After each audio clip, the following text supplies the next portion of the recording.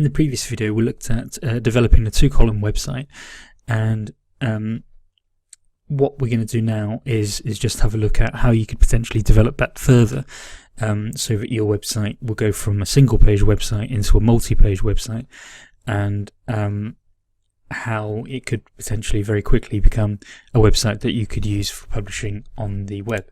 So what you could do is use the homepage as a template for future pages, especially if your content is not going to change drastically. So for example, for the Tiger website that I had, the future pages would just be definitions about different types of tiger. So let's say you could transfer that to be a portfolio website about things that you've done quite easily. You could add other things in there, such as changing up the image. You could add a form onto one of the sides. You could add tables. So, for if you wanted stats for different tigers there, so for example, how big each one was, or what their diet was, or where they lived, you could potentially do that. And before long, you'll be developing a very nice looking site. And this is where things like planning really comes into its own, because you will kind of be figuring out before you even make your site what you want where.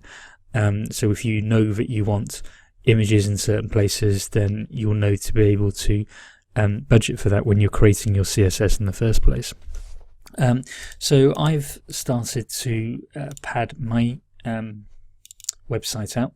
So what I did was I took my index page and I created copies, too many copies by the look of it, I'll delete that one, and I renamed them to represent the different pages that I have in my navigation bar that I created in the last video. So we now have Bengal, Siberian, Sumatran and Malaysian. However, the content will obviously be exactly the same as what is in the index page. And it's relatively straightforward to change that. This is the Bengal page that I opened up in Sublime Text, and I've changed header to be Bengal, and I downloaded another picture, changed the picture. Now I haven't changed the text as yet. That would be cheating a little bit, I suppose you could say. I could go scrounge something off Wikipedia or whatnot, but this is just to kind of show you how easy it would be to change. And I've changed the source from the previous picture, which was tiger.jpg, to bengal.tiger.jpg. And when I go into my website now, this is the home page, and then when I click on Bengal, I now have another picture which is slightly distorted. You do have to kind of work around maybe previous settings that you've made, and just bear that in mind, that maybe you'd want to use something like a graphic design editor to modify your images so that they all fit into a relatively uniform size. And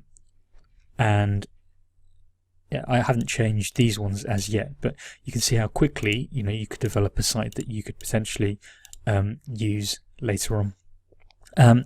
Now, this is the end of this tutorial set, and I'll discuss what we've done fully in the next video. But when it comes to actually really advanced features, they really will look at developing the site into something that could potentially do things like monetization or